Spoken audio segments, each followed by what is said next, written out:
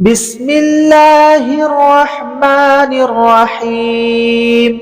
هل أتاك حديث الغاشية؟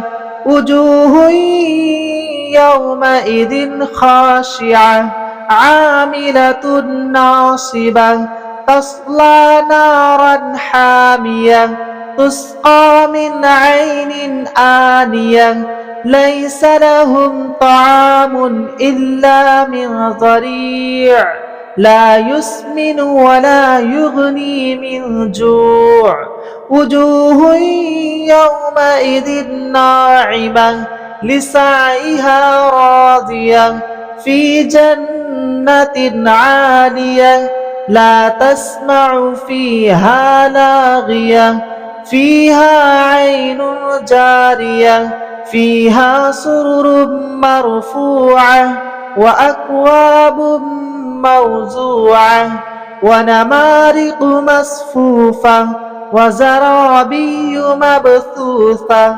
أفلا ينظرون إلى الإبل كيف خلقت وإلى السماء كيف رفعت وإلى الجبال كيف نصبت وإلى الأرض كيف سطحت فذكر إنما أنت مذكر لست عليهم بمسيطر إلا من تولى وكفر فيعذبه الله العذاب الأكبر إن إلينا إيابهم ثم إن علينا حسابهم.